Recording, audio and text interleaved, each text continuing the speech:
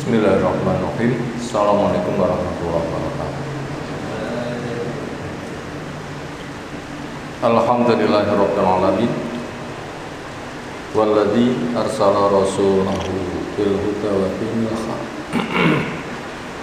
Liyudhhirahu 'ala dini kulli wa kafa billahi shahida.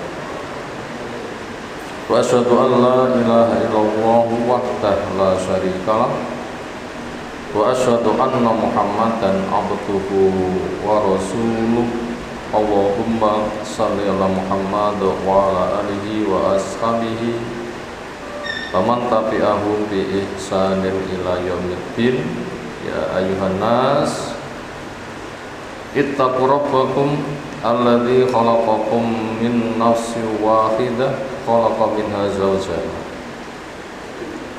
Fabassa minhuma rijalan katsiran wa nisaa'a wattaqullaha alladzi tasaaluna bihi wal arham innallaha kana 'alaikum raqiba wa ba'd. Fa inna asdaqal hadisi kitabullah wa khairal hadi hadi Muhammadin sallallahu alaihi wasallam. Syarrul umuri muhdatsatuha fa inna kulla muhdatsatin bid'ah wa kulla bid'atin dhalalah wa kulla dhalalatin finnar. Ayolah ikhwah akramanallahu subhanahu wa ta'ala. Alhamdulillah, syukur kita aturkan kepadanya. Salawat salam semoga tercurah untuk Rasulnya Muhammad sallallahu alaihi wasallam. Alhamdulillah, Allah banyak curahkan rahmat kepada kita. Hujan salah satu rahmatnya. Untuk syukur kita dengan mengakui itu semata rahmat dari Allah, hati merasa senang, lisan berucap alhamdulillah bi nikmati tatimmus shalihat. Tuntunan hujan dengan berdoa Allahumma shayyiban nafi'an. Ya Allah, curahkan kepada kami hujan yang bermanfaat. Bentuk syukur kita dengan kita isi waktu menjaga keimanan kita, semoga kita sebagai mukmin. Dan tandanya idza tuliyat alaihi ayatuhu zadathu imana, ketika dibacakan kepadanya ayat-ayatnya maka imannya semakin bertambah. Tema yang kita kaji kali ini adalah tentang berbuat baik kepada kedua orang tua. Berkaitan tentang ada satu hadis khusus berkaitan masalah ibu. Apabila diberikan judul ibu merupakan simbol perjuangan, makanya berhak mendapatkan kepangkatan. Di dalam alam kenegaraan, siapa yang berjuang habis-habisan seolah jasanya tidak bisa dihitung, mereka digelari dengan pahlawan. Pahlawan rumah tangga bisa dibilang ibu itulah orangnya. Tentunya di depan anak-anaknya, berkait tentang jasa ibu kepada anaknya luwih gede daripada bapak di dalam bentuk kehidupan sehari-hari dengan mengerahkan segala kelelahannya. Ada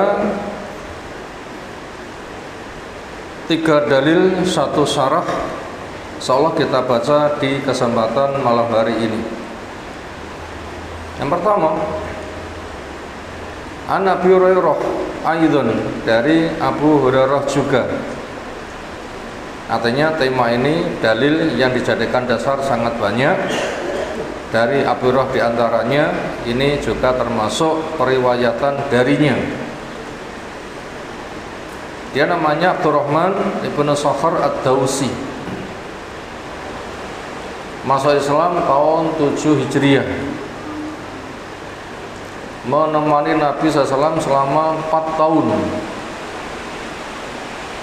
Karena saking lekatnya dengan Nabi, kemanapun Nabi pergi itu bisa dibilang selalu mengikuti, sampai sering kelaparan, bahkan sampai pingsan. Dan hadisnya banyak ditempuh dengan sistem menghafal. Saking banyaknya ada yang menuduh dia ngarang hadis, padahal tidak. Karena dia bisa hadir, orang tidak bisa hadir. Beliau bisa menghafal, orang tidak bisa menghafal. Dan hafalannya kuat. Akhirnya Abu Hurairah juga menjadi gubernur di Madinah pada masa Marwan. Pernah jadi gubernur di Bahrain di masa Umar. Dengan modal hafalan, terangkat, ilmunya luar biasa. Karena memang asli ilmu itu yang dihafalkan. Itu dalam bentuk pembekalannya. Apa kata beliau? Beliau menjelaskan anna Rasulullah sallallahu alaihi wasallam qol man kana, barang siapa ada dia, man barang siapa karena ada dia, siman yu'minu, dia siman beriman billahi kepada Allah. Arti iman kepada Allah adalah mengakui kedudukan Allah, kedudukan Allah sebagai pencipta, pengatur, pengurus, pemilik alam raya. Itu namanya tauhid rububiyah. Kedudukan Allah dengan nama-namanya menunjukkan kerja alam raya, karya ciptaan Allah yang besar, dan kita sangat kecil sekali. Sehingga kita mesti butuh kepada Allah. Karena kerdipan mata bila Allah tidak membantu kita tidak bisa. Makanya ketergantungan nasib harus semata bertumbuh kepada Allah. Itulah pengakuan dengan tauhid uluhiyah, bahwa Allah satu-satunya yang diibadai dengan benar, dibuang sesembahan batil. Lalu diwujudkan 5 kewajiban. 1, keyakinan di hati tanpa ragu. 2, ikrar lisan serta dengan 2 kalimat syahadat. Syahadat la ilaha illallah, Allah saja yang diibadai, dibuang sesembahan batil. Syahadat Muhammadur Rasulullah, beribadah dengan cara Rasul saja, yang para sahabat persis. Nah, kita mengikuti jejak mereka.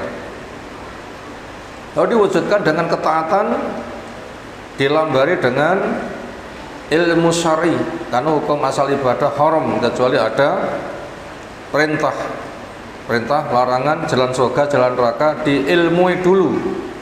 Baru ketika sudah jalan surga dikerjakan penuh harap, jalan neraka ditinggalkan dengan penuh waspada. Yang keempat, iman bisa naikkan dengan ilmu, ketaatan, amal yang baik, tobat, istighfar, zikir. Ilmu, teman yang kondusif. Lalu yang kelima, iman bisa turun, maka waspadai dari dosa, kemalasan, lingkungan yang buruk, dan dari perbuatan yang meluluh lantakan, itulah kesyirikan dan perkara-perkara besar yang lainnya. Sehingga harapannya iman kepada hari akhir, nanti aman neraka, masuk ke dalam surga. Nikmat surga yang terbesar adalah memandang wajah Allah Ta'ala. Itu namanya iman pada Allah, iman pada hari akhir. Ini harus dikokohkan. Apa perbuatan ketaatan yang harus ia wujudkan sebagai bentuk penghambaannya kepada Allah, dan sarana ya Allah tetapkan, lewati, dengannya kamu akan mencapai apa yang kamu cita-citakan. Sangat banyak sekali amal perbuatan yang menghantarkan dekat kepada Allah. Di antaranya fal yukrim dhaifahu, supaya memuliakan tamunya. Tamu yang dikenal tamu atau tamu spesial namanya musafir. Tamu yang secara uruf dikenal di masyarakat sebagai tamu, mertamu, ya memang datang untuk silaturahim dan kepentingan yang semisal. Atau tamu spesial namanya musafir. maka muliakan. Cara memuliakannya nggak dijelaskan. Uruf bisa dipakai. Tradisi masyarakat yang baik bentuknya memuliakan tamu itu sudah diakui baik, boleh sebagai tafsir. Apa istilahnya tiang Jawi lek mulyane tamu? Pupuh, lungguh,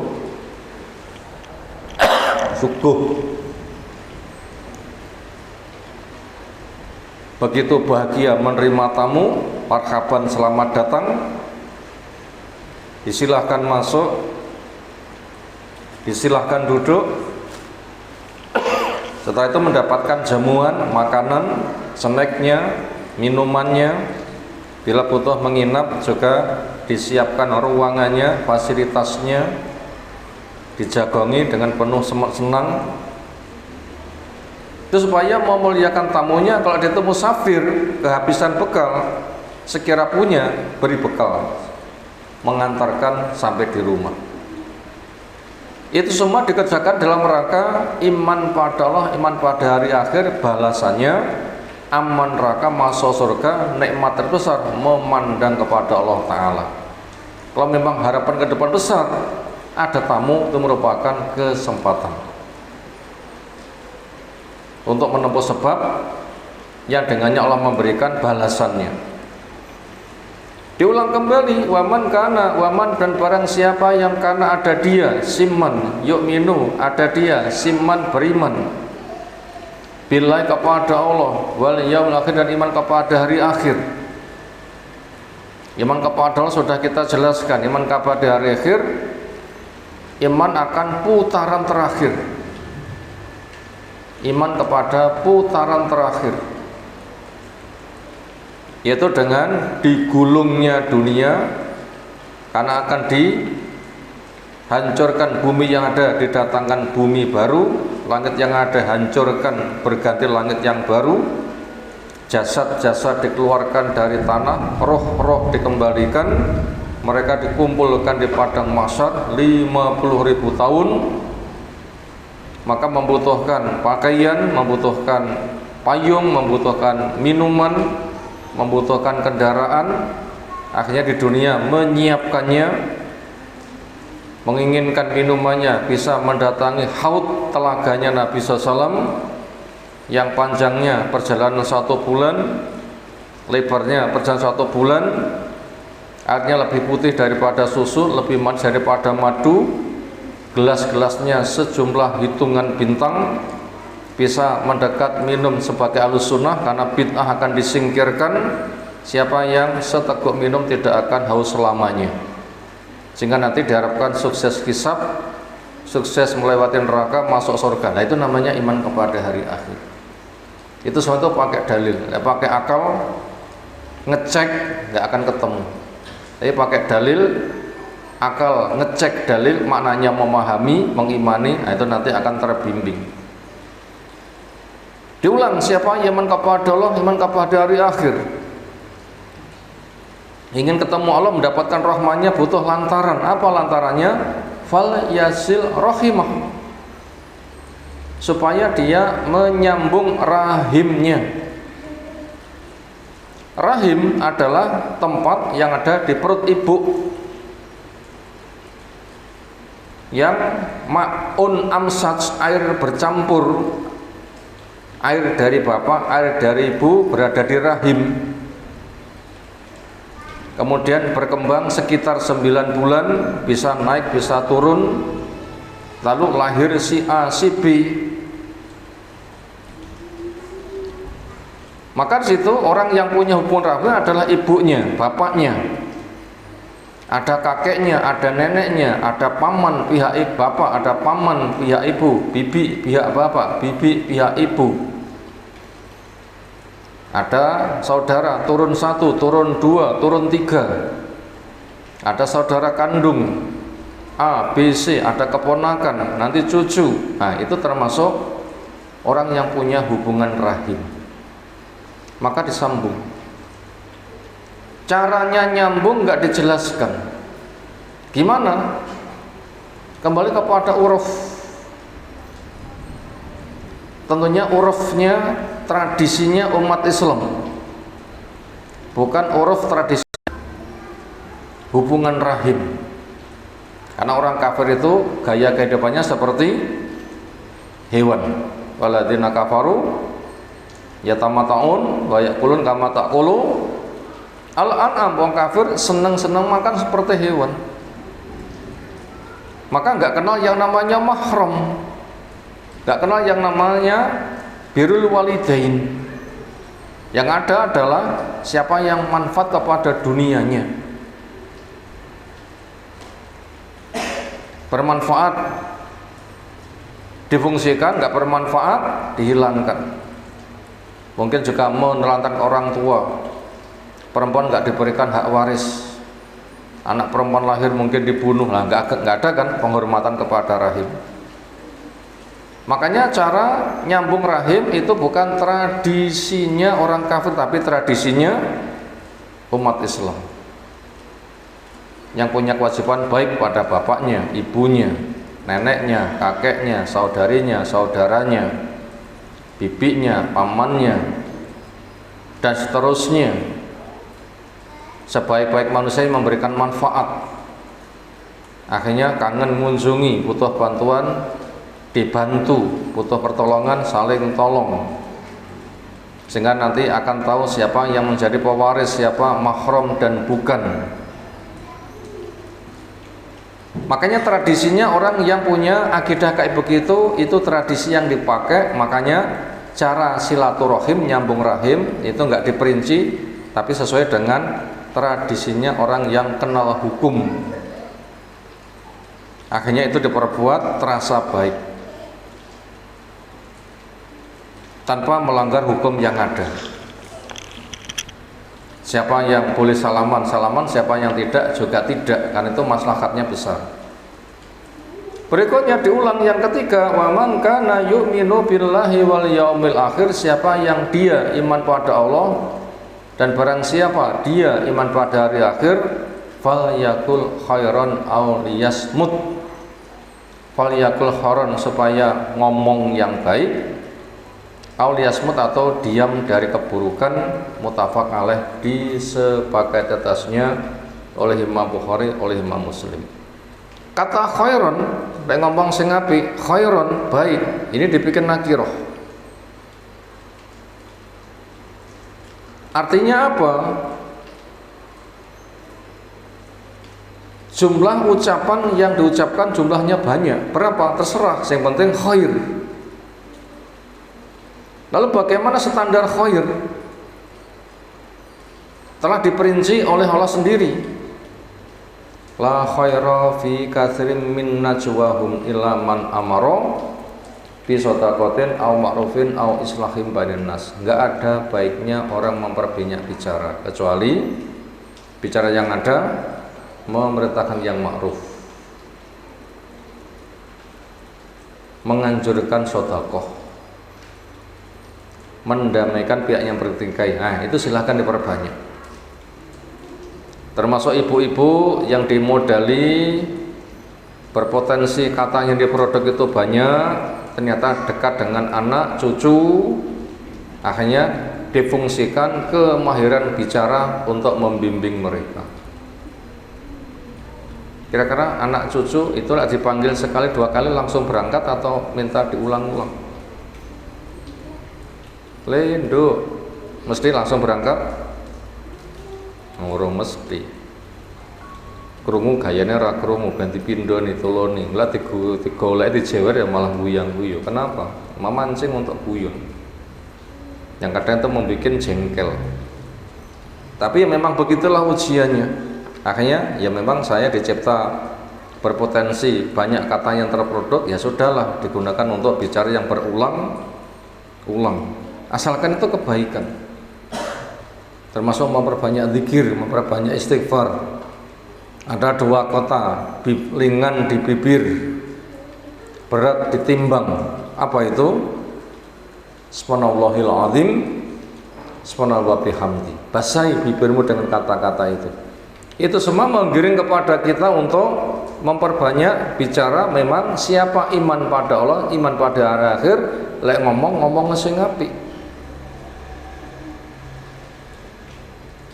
Dan para dai itu dipaksa untuk ngomong yang apik. Kenapa? Tugasnya membacakan ayat Allah, sunnah nabinya, itu kata-kata pilihan. Maka Allah mengatakan, waman ahsanu qaulan mimman ta'ila Allah wa qala innani minal muslimin. Gak ada orang yang paling baik ucapannya daripada orang yang mengajak kepada Allah dan dia mengikrarkan saya muslim. Makanya ngomong yang kayak begitu silahkan diperbanyak. Apabila itu belum berkemungkinan, liasmu supaya diam, yaitu diam dari ngomong yang jelek. Bukan diam itu tidak berkarya, bukan, tapi diam dari ngomong yang jelek. Muttafaq alaih. Hadis ini berkaitan tentang judul berbuat baik kepada walidain, itu adalah pada kata fal yasil rahimah, supaya nyambung rahimnya. Siapa? Orang yang paling dekat hubungan kerahimannya. Mesti mbok ya kan? Sopon nah, wong rahim juga di perutnya ibu airnya juga dari ibunya. Bapaknya titip air, bangga ibu sing gembol. Alor ngidul ngitan ngulon tidur. Semua kegiatan selama 9 bulan bangga di ewer mbok. Itu yang paling dekat. Paling dekat. Ketika melahirkan ibu menyusui ibu ngurus ibu nganti rada gede ngelamarne ya bangga ibu nganti duwe anak sing ngomong ya bangga ibu itu orang yang paling dekat. Sambunglah, bentuknya hargai, karena mereka merupakan simbol perjuangan. Berikutnya sanad hadis yang kedua, wa anhu dari Abu Hurairah juga radhiyallahu anhu qala dawuh Rasulullah sallallahu alaihi wasallam, innallaha, sesungguhnya Allah taala zat yang maha tinggi di atas ars. Ars itu atapnya alam raya. Allah tinggi naik tanpa menjamah. Semua makhluk berada di jari Allah. Kalau gitu makhluk itu kecil, Allah itu besar. Khalaqa mencipta makhluk. Bumi dicipta lalu menuju ke langit sampai sempurna, kembali untuk menyempurnakan bumi, ditenangkan dengan gunung, diberikan aliran air, disuburkan tumbuhannya, disiapin dengan segala kelengkapannya. Nah, manusia dicipta. Tempat sudah siap, silakan kamu tempati. Adam dicipta pertama kali dari manusia. Hawa nomor 2 dari rusuknya. Berikutnya dari sperma keduanya yang bercampur. Hatta idza faragha, sehingga ketika telah selesai penciptaan minhum dari mereka, qamatir rahimu, si rahim berdiri. Ini kita meyakini rahimnya berdiri, bisa bicara, ndak usah digambarnya rupanya kaya ngopo. Buat orang yang sudah pernah bedah perut rahim bentuknya seperti apa? Pernah enggak belah wedhus jebule wedhus meteng kaya dibedeti nang jero weteng enek cempene, pernah enggak? Rahim seperti apa bentuknya?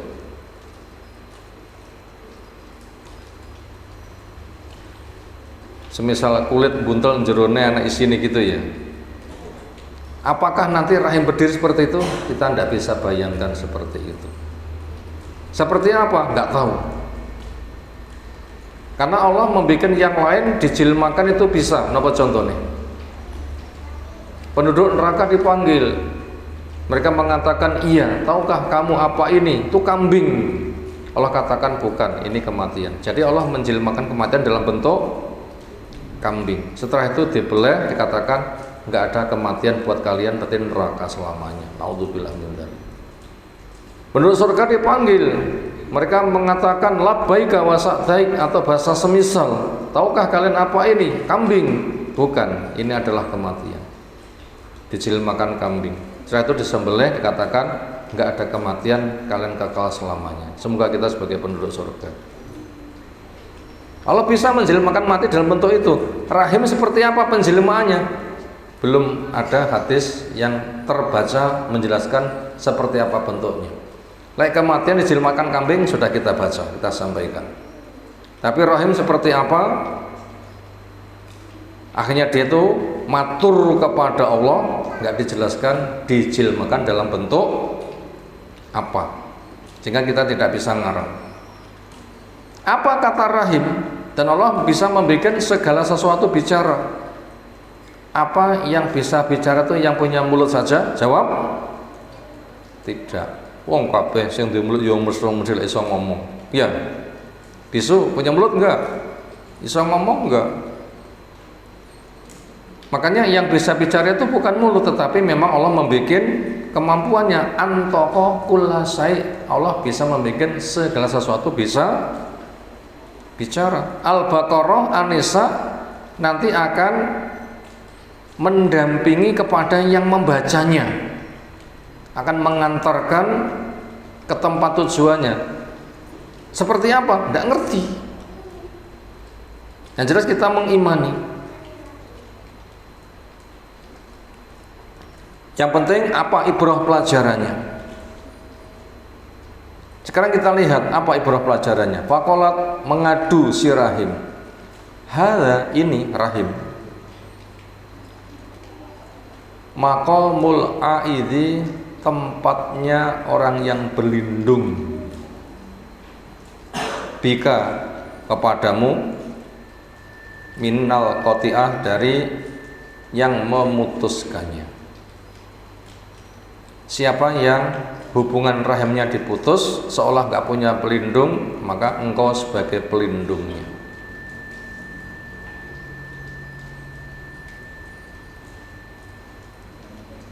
Maka siapa yang diputus rahimnya, maka rahim sebagai tempat perlindungan dia. Allah siapkan seperti itu. Kalau Allah berikan jawaban na'am, iya. Ama tardaina, apakah kamu tidak ridho an asila, akan kusambung man wasolaki, orang yang nyambung kamu, wa aqta'a, dan akan saya putus man qata'aki, orang yang memutus kamu. Hasilnya siapa yang akan terlindungi dengan rahim sebagai tempat berlindung?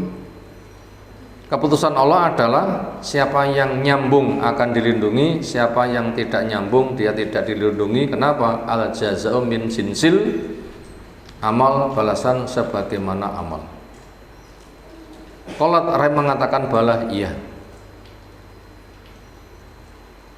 Qala fadzalika, maka berkaitan masalah itu, summa qala, kemudian dawuh Rasulullah SAW, Iqra'u in syi'tum, bila kamu mau silahkan dibaca surah Muhammad yang ke-22 23. Fahal asaitum in tawalaitum an tufsidu fil ardi wa tuqati arhamakum ulaika ladzina la'anahumullah fa asum wa amma absarahum. Itu kata sallallahu alaihi wasallam, kayaknya tempatnya bukan di ayat wa tuqati arhamakum, itu pantasnya ayat yang ke-22, bukan lafaz sallallahu alaihi wasallam. Silahkan itu dibunderi kemudian disilang diganti dengan nomor 22. Ulaika alladzina la'anahumullah fa'asam wa amma absarahum. Fahal asaitum, apakah sekiranya in tawalaitum, bahwasanya kalian, ada dua makna tawalaitum, berkuasa atau berpaling dari kebenaran. Artinya orang kafir itu ketika mereka berkuasa, yang disambung yang cocok dengan kekuasaan, bukan kekuasaan untuk nyambung rahim. Yang disambung yang cocok dengan kekuasaan, bukan kekuasaan untuk nyambung rahim. Itu apabila mana tawalitum kalian berkuasa. Tanalu al-imarata, kalian memperoleh ngurusi keamiran, pemerintahan. Ternyata Abu Jahal CS punya kekuasaan bukan nyambung rahim dengan Nabi, tapi memutus dengan Nabi. Padahal tahu Nabi itu seorang Nabi. Lalu dia membanggakan marganya, merasa iri dengan marga Nabi dari Bani Hasyim. Atau orang yang berpaling dari hukum Allah sehingga tidak kenal peraturan, mereka juga tidak melaksanakan kaidah syariah namanya silaturahim. Adakah kemungkinannya jika kalian berpaling antub situ fil ardi, kalian nanti akan melakukan kerusakan di bumi, wa tuqati'u arhamakum, dan memutus rahimmu? Iya. Nanti orang kafir punya kekuasaan yang disambung, yang ada hubungan kekuasaannya, bila tidak walaupun keluarga akan diputus. Atau orang yang berpaling dari hukum Allah, nggak kenal syariat, maka mereka juga tidak menyambung silaturahim. Siapa yang mereka sambung? Yang cocok dengan keduniaannya. Sehingga makna tawala itu diberi dua makna, boleh kalian berkuasa atau kalian berpaling. Ujung-ujungnya sikap mereka sama. Dua kondisi itu adalah mereka gunakan untuk mutus rahim. Walaupun kerabat, tapi tidak sejalan dengan kemauannya, akan diputus. Buktinya Abu Jahal memutus dengan Nabi, dan yang lain-lainnya memutusnya bukan sebatas tidak kenal, tetapi malah kerja keras untuk menghancurkan dengan mengerahkan semua kekuatan Arab mengepung Nabi untuk dibunuh bareng-bareng. Lah orang seperti itu gimana resikonya? Ulaika, mereka yang seperti itu adalah alladzina, orang-orang yang la'anahumullah, Allah melaknat mereka, memutuskan mereka enggak diberi rahmat, sehingga tidak dimasukkan ke surganya, sehingga berada di neraka, karena laknat adalah dijauhkan dari rahmat. Fasoma, maka Allah juga membuat telinga mereka tuli. Kenapa? Karena memang mereka mengatakan la tasmul hadal Quran wal ghaufi, ojo tok rungokne Quran dan bikin gaduh. Makanya karena mereka punya program kayak begitu, walau mendengar kebaikan nggak bisa mengambil pelajaran. Lagi kita ngati-ngati. Ilmu sudah sering kita dengar belum? Terlalu banyak. Sejauh mana kita punya kemanfaatan? Bila krungu mek krungu tok nggak diwujudkan, itu bahaya. Kenal syariat kudungan nggak kudungan, kenal syariat supaya taat gak taat, kenal syariat sop rapet nggak mau rapet, itu namanya krungu tapi nggak mengambil manfaat. Itu termasuk kategori ditulikan dengan kadarnya. Kenapa? Krungu nggak diambil manfaat, kelasnya tidak kerungu. Nah, maka kita butuh koreksi. Cukup banyak syariat yang belum kita terapkan. Kita perbanyak istighfar. Ya Allah, ternyata masih banyak yang belum saya kerjakan. Apabila kita berbenah, nanti akan semakin dihiaskan cinta dan dilaksanakan. Tapi bila tidak, dibikin tidak ada greget, sehingga walaupun kerungu tapi gak diamalkan. Kira-kira ibu-ibu di masyarakat pun kudungan kabeh napa dereng? Ini kira-kira pun paham napa dereng syariat kudungan? Kayaknya sudah, tapi nyapa kok orang. Nah, itu namanya krungu yang tidak bermanfaat, itu masuk kategori ditulikan. Sehingga andartahum am lam tungdirhum la yu'minun, tok nasihate pora, nah, itu sama saja, sawaun alaihim, podo. Nah, ini perlu kita perhatikan. Kita perhatikan. Wa absolut, Allah membuat buta kepada mata-mata mereka.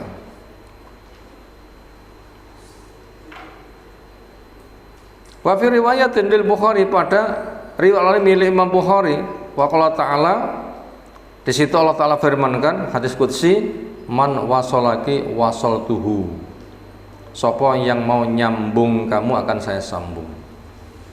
Nyambung rahim itu ya dikunjungi, ditanya butuh bantuan apa, yang jelas itu kenal bapaknya, ibunya, pamannya, saudaranya, saudaranya, keponakannya.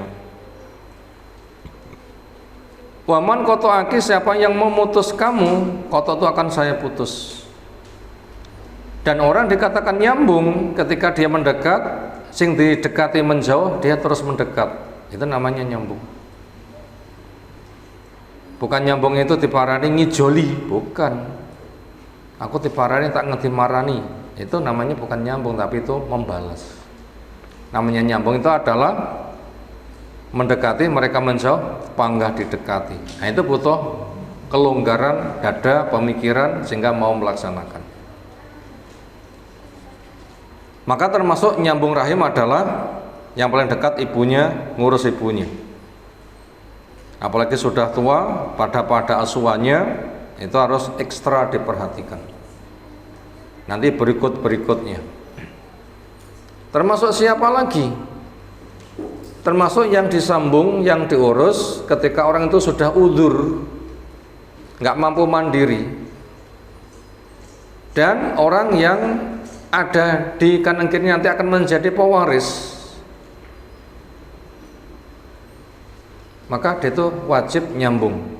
Kenapa? Dia itu nanti nggak ada pewarisnya, dia akan jadi pewaris. Siapa orang yang paling diwajibkan nyambung rahim? Orang yang ketika dia mati, dia mewarisi. Itu paling berkewajiban nyambung. Sehingga ketika nggak ada kemampuan wajib ngopeni. Seorang bapak punya anak laki-laki, punya saudara laki-laki, punya keponakan laki-laki. Siapa sing paling kewajiban nyambung? Anak lanangi. Tapi lek wong tuane mati dia sebagai pewaris. Lek gak duwe anak lanang, dulur lanangi. Ketika dia mati, dulur lanangi akan mewarisi. Punya kewajiban nyambung. Termasuk ponakane, ketika pamane mati, nggak ada pewaris, dia nanti akan mewarisi, maka dia punya kewajiban utama untuk apa? Nyambung. Jadi yang harus lebih diperhatikan, langkah pertama, siapa yang disambung adalah orang ketika dia mati, nanti saya mewarisi. Maka orang yang sadar, sok kowe lek wong kae mati, berarti ku sing mewarisi, dia punya kewajiban nyambung. Nah, silahkan dibaca penafsiran itu, syarah itu ada di syarah Riyadhus Shalihin oleh Syekh Utsaimin, bisa dibaca di sana. Itu penasaran bersifat internasional. Pesara itu bersifat internasional, bukan syarah untuk kita, bukan keterangan untuk kita. Ini keterangan bersifat apa? Internasional, karena buku itu internasional sampai kepada kita baca isinya semisal itu. Yaitu ada orang itu bila nanti mati, sing urip nanti mewarisi, nah dia yang paling punya kepentingan untuk nyambung, yang ngurusi makannya, minumnya, kesehatannya, enek luh opo-opo, dia sing cancut pertama kali untuk mengurusnya. Itu bentuk nyambungnya seperti itu diantaranya. Sehingga apabila seseorang itu punya anak lanang, punya dulur lanang, punya keponakan lanang, anak lanangnya kurang tanggap, nanti sing liyane sing ngelek nih, wong tuamu openono, cara nyambung ngopeni. Bapak lek nganti ninggal kamu sebagai pewaris sih. Upama awakmu gak enek duwene dulur lanang, ya aku sing ngopeni. Bapak lek mati ganti pewaris, aku engko sing pewaris, sebagai saya yang punya kewajiban untuk paling agresif nyambungnya. Nanti disampaikan seperti itu. Sampaikan seperti itu. Makanya siapa yang nyambung juga akan disambung, siapa yang tidak, nah juga tidak. Makanya sambunglah. Yang ketiga, wa anhu, dan darinya, dari Abu Hurairah juga radhiyallahu anhu qol, ja'a rajulun, datang seseorang ila Rasulullah, kepada Rasul sallallahu alaihi wasallam, faqala, dia itu matur, ya Rasulullah sallallahu alaihi wasallam, man siapa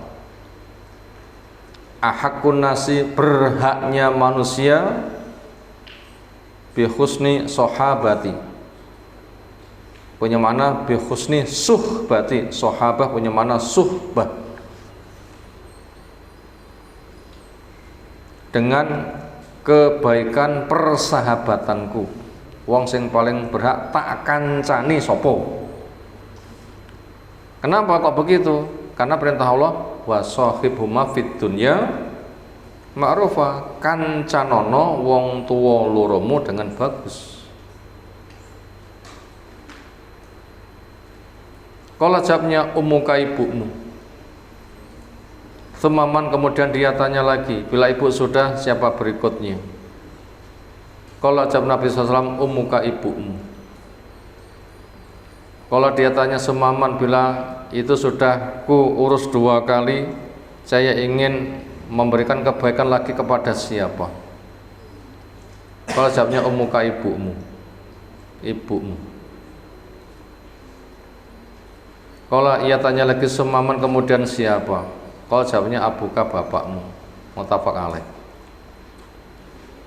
Wa fi riwayatin, pada riwayat yang lain, ya Rasulullah SAW, man akhun nasi bi husni suhbah. Ini menggunakan bahasa suhbah. Yang paling pas bahasa suhbah, bukan sohabah. Sohabah punya mana suhbah, dibawa ke situ. Man, siapa akhun nasi, paling berhaknya manusia bi husni suhbati, dengan bagus persahabatan. Ini berarti milik saya menemani. Kalau jawabnya ummuka, ibumu, summa ummuka 3 kali, summa apa, kemudian kepada bapakmu, summa adanaka kemudian berikut dan berikutnya. Ibu, bapak, nanti nenek, kakek, saudari, saudara, bibi, paman, keponakan perempuan, keponakan laki-laki. Nah begitu urut-urutannya. Itu urut-urutannya. Adanaka, lalu berikutnya. Was-sahabah bimakna as-suhbah. Nah ini keterangannya. Kalau semua apa kemudian bapakmu, hakada wan mansur dibaca nasab, abaka, i'rabnya nasab, tanda nasabnya alif karena termasuk asmaul husna. Kenapa? Maf'ul bih fi'il mahdhuf, dengan fi'il yang dibuang, ay summa birra abaka, ayat itu summa kemudian birra, berbuat baiklah, abaka, kepada bapakmu. Pada riwayatin, pada riwayat yang lain, summa abu, kemudian bapakmu, wadha wadih, dan ini adalah jelas.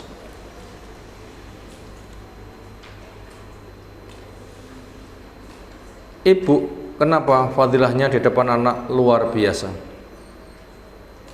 Karena al-jaza'u min jinsil amal. Proses penciptaan bayi yang paling banyak terlibat siapa? Ibu. Ibu sudah menyiapkan rahimnya, ya. Ibu sudah menyiapkan benihnya, ya. Ketika suami titip benih, ternyata berada di rahim ibu, ya. Selama berada pada rahim sampai 9 bulan dengan segala penderitaannya, hamil muda dan berikutnya, hamil tua dan berikutnya, panggah mboke. Anaknya keroncalan, mboke paham, tapi bapaknya gak paham. Kapan anaknya keroncalan?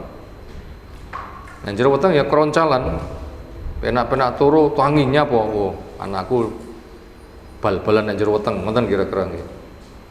Istilahnya itu panggah mboke, kadang nggak bisa tidur. Kenapa? Anaknya obah terus, ngalabi ada gangguan janin. Ketika melahirkan, sing sambatnya setengah mati sinten? Panggah ibu, pendarahan 40 hari. Apalagi kadang wetenge diblekrek, sesar, lorone gak karuh-karuan. Apalagi sampai melahirkan, korbannya nyawa, panggah mboke. Menyusui ibuke, ngeramut pipise ibuke, ndulang ibuke, masak ibuke, umbah-umbah ibuke, nyetrika ibuke, momong ibuke, nyapone. Akeh cek liyane. Nganti gede panggah mboke. Nanti anak putu panggah mboke. Nah, karena al-jazaa min jinsil amal, balasan sebagaimana amal, maka ketika anak bil walidain, ibunya perhatikan. Itu diantara kenapa dia mendapatkan fadilah berulang-ulang. Dan bentuk silaturahim ya begitu. Makanya ketika orang tua sudah sampai kepada umur uzur, maka openono. Yang paling double ngopeni anak lanang. Kenapa? Ibu mati dia dapat warisan sing luwih akeh. Karena anak perempuan itu sudah diwehne wong liya, akhirnya double, yang ngopeni bojone, yang ngopeni wong tuane. Akhirnya bisa dibilang laki-laki itu open-open pada orang tuanya itu harus lebih double. Kenapa? Bentuk silaturahim ya memang seperti itu. Kemudian bila mereka sudah berada pada kondisi kayak bocah cilik neh, kadang pikun, nah itu supaya jangan sampai mengurus dengan keluh kesah, bekis, mendengus, kadang gertak, nggak boleh. Wala taqul lahuma uffin wala tanharhuma wa qul lahuma qaulan karima.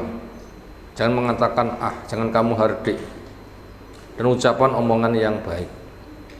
Itu bentuk birrul walidain ya seperti itu, ngopain dengan baik. Termasuk ketika meninggal juga seperti itu. Hanya satu saja orang tua yang nggak boleh diikuti, apa? Ngejak maksiat. Walaupun musyrik tetap diupeni. Syirik ketok sih nggak oleh. Butuhnya makan, minum tetap diupeni. Kesehatan, pakaian tetap diupeni. Sampai orang tuanya gila diupeni. Apa ndak ceritane? Enak. Anaknya lek ngopeni tenanan nganti wong tuane gila. Di depan dokter pas sakit, anaknya jan diewek-ewek. Ya meneng ae. Kenapa? Itu memang orang tuaku. Orang tuaku dan tidak merasa malu. Enggak kayak ceritane malin kundang. Napa ceritane malin kundang? Entuk bojo punya kedudukan lali karo mboi, ora gelem ngakoni. Akhirnya sedakne dadi napa? Itu cerita rakyat penerorane tuko. Tapi setidaknya itu kemauan si penulis untuk mendorong birrul walidain. Nah, kita cara birrul walidain nggak menggunakan pakai cerita itu, tapi menggunakan apa? Dalil. Berikutnya bagian akhir kita membaca syarah.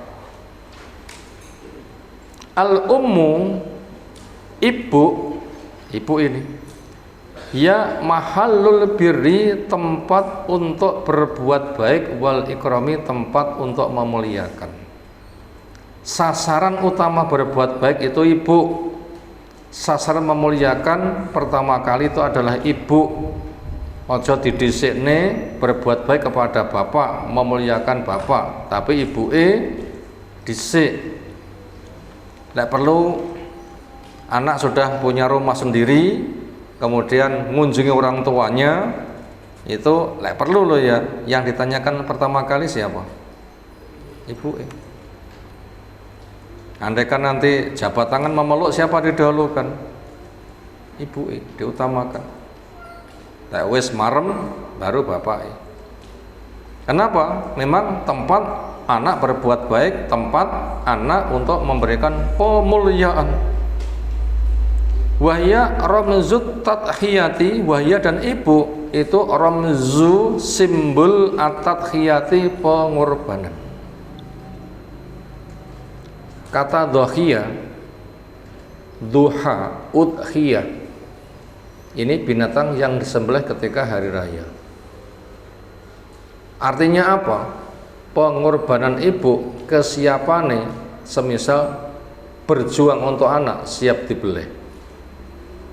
Untuk memperjuangkan anakku, saya dibeleh ke opo-opo. Maknanya apa? Pengorbanannya luar biasa. Maka dikatakan di sini ibu adalah ramzut tahiyati, simbol pengorbanan sampai sak nyawani. Wal fida, dan simbol penebusan. Tebus berapapun dengan hartanya, tenaganya, waktunya, dan semuanya, hartanya, kedudukannya, siap untuk dilepaskan untuk memperjuangkan ibu, karena ibu ketika berjuang memang seperti itu. Wa tuhri, dan tempat untuk kesucian, wal naqoi, dan tempat untuk kejernihan. Itu merupakan simbol perjuangan, simbol penebusan, simbol kesucian, simbol kejernihan. Artinya orang yang berbuat baik kepada ibu akan mendapatkan pengorbanan besar, menebus berapapun, dapat kesucian, dapat kejernihan. Kenapa? Memang ibumu ketika memperjuangkan kamu, hei anak, memang seperti itu. Wahia al aslu, ibu itu merupakan landasan fondasi. Yasrofu bi, yang akan mulia dengan fondasi itu al walatu, anak. Makanya kalau ingin melihat ada laki-laki yang sukses, lihat siapa yang dilihat, siapa perempuan pendampingnya. Siapa perempuan pendampingnya? Ibu. Karena ketika dia nanti mencari istri juga yang seperti ibu. Itu ibu itu. Andaikan toh juga nggak menjumpai ibu, nanti ketika kita mencari istri yang seperti ibunya. Kalau begitu, ibu itu sebagai standarnya. Bila ibu sudah bekerja keras, anak kurang beneh, ya kurang syukur. Atau memang ujiannya seperti itu. Walaupun nanti secara nilai nanti juga akan disusulkan. Benehnya anak sama atau beda? Walaupun ibu perjuangannya sama, benehnya anak sama atau beda? Beda. Tapi enggak mengapa, kenapa? Bahan ujian. Pada sisi balasan, selagi yang baik itu sabar, nanti yang kurang baik akan disusulkan, sehingga puasnya nanti akan disusulkan. Misalnya seorang ibu mendapatkan derajat 90, semoga anak A 90, alhamdulillah. Atau anak yang B 95 malah munggah dari 95. Anak sisi nek suwidak, ya Allah nasib anakku nek ngesor, enggak, nanti akan dianggap nanti nyusul kepada tinggi. Itu cara memuaskan, nanti disusulkan. Makanya siapa yang sudah punya kebaikan, pertahankan dan jadikan kepeloporan. Bila sabar, nanti anakmu akan dipuaskan dengan disusulkan nanti derajatnya. Kalau begitu, ibu itu merupakan fondasi untuk mulianya anak. Ibu adalah wahakun nasi, paling berhaknya manusia, bisuhbatihi, anak untuk menemaninya. Nah, ketika ibu sudah disebutkan keunggulannya sebagai simbol pengorbanan, simbol penebusan, simbol kesucian, simbol kejernihan, sebagai sebuah fondasi mulianya anak, paling berhaknya manusia untuk mendapatkan perlakuan yang baik, wa yaliha, baru berikutnya al abu, bapak. Fi hakil birri, untuk mendapatkan nilai kebaikan, wa suhbati, dan persahabatan. Penting sekali tema ini. Maka siapa yang masih berkesempatan ada orang tua, manfaatkan orang tua, jadikan jembatan masuk surga. Karena didoakan amin celaka, ditanya siapa yang kau aminkan celaka? Orang, dia berkesempatan ketemu orang tuanya, tetapi nggak dijadikan kesempatan untuk masuk surga. Artinya nggak mau birrul walidain, didoakan celaka. Lalu bagaimana saya sadar ternyata wong tuaku kadang wis ninggal? Ya rasa dikirimi nyang kuburan, Bu, kalau caosi anu, mati dicaosi. Engko sanake saking tresnane mbuke ben kemis mboke tindangi nyang kuburan. Mbok, Bu, Ma, ya malah syirik nanti kalau begitu, percuma saja. Bagaimana? Doakan. Jadi anak yang soleh sehingga nanti mengalir untuk orang tuamu juga. Sesekali ngindangi yang kuburan boleh, tapi bukan keharusan. Karena perempuan tidak dianjurkan bersering datang ke kuburan, tapi mendoakan silakan. Kebaikan orang tuamu terutama ibunya teruskan. Dulu ibumu ahli sedekah, sekarang teruskan ahli sedekah terus ibu ini sih. Dulu ibumu sabar, sekarang teruskan kamu jadi ibu juga yang sabar. Ibumu dulu punya kekurangan, banyak maafkan, banyak doakan. Rabbik fili wali walidayya warhamhuma kama rabbayani shaghira. Siapa orang-orang yang disambung oleh ibu, sambunglah. Itu ibu yang menjadi ramzun sebagai simbol kebaikan perjuangan. Nah, demikian yang kita sampaikan pada malam hari ini tentang tuntunan syariat Islam kepada kita untuk birrul walidain. Rangkumannya apa? 1. Modal untuk bisa birrul walidain dengan diperkokoh iman. Nomor 1. Modal untuk bisa birrul walidain dengan diperkokoh iman. Titik. Jadi lek pengen birrul walidain imamnya nggak dikokohkan ya angel. Apa masang tembok lek fondasinya dereng dibangun terus putih. Apa praktek dokter sekolah kedokteran ora sedek jenenge dokter nopo jenenge. Ya, dokter gadung ngono cek produktif nandur gadung ya, dokter gadungan. Jadi begitu, untuk bisa birrul walidain modalnya harus apa? Diperkokoh iman pada Allah, iman pada hari akhir, ingin selamat di akhirat, paling indah memandang Allah Ta'ala. Nah, makanya lek pancen kuat kemauanmu seperti itu, nanti wujudkan amalmu dengan birrul walidain. Yang nomor 2, orang yang punya rahim maka yang paling pertama untuk disambung dulu. Yang nomor 2, orang yang punya rahim itu yang paling pertama untuk disambung dulu. Titik, itu nomor 2, orang yang punya rahim yang paling pertama untuk disambung dulu. Siapa orang yang punya rahim? Ibu, maka ibumu gitu kan.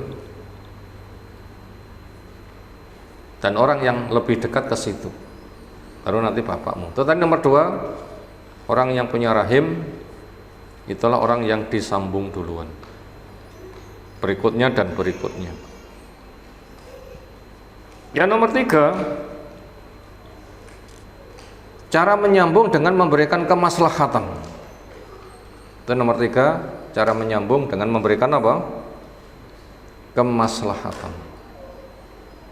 Itu nomor 3, cara nyambung dengan memberikan kemaslahatan. Ini banyak kemaslahatan yang kudu diberikan.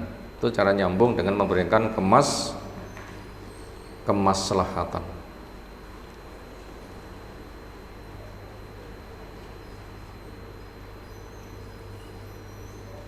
Kemudian yang keempat, orang kafir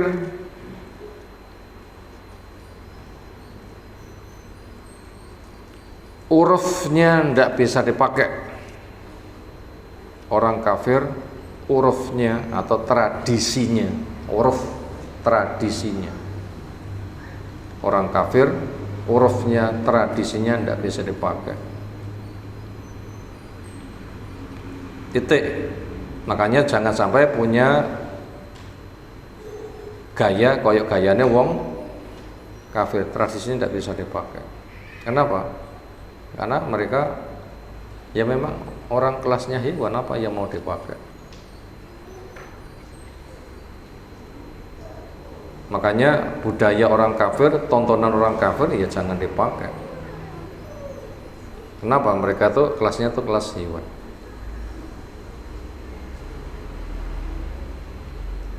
Demikian yang kita sampaikan di malam hari ini. Semoga apa yang telah kita kaji Allah berikan ilmu bermanfaat untuk kita semuanya. Ada tanggapan silahkan. Segera cukup. Kita cukupkan dengan doa kafaratul majelis. Subhanakallahumma bihamdika asyhadu an la ilaha illa anta astaghfiruka wa atubu ilaik. Assalamualaikum warahmatullahi wabarakatuh.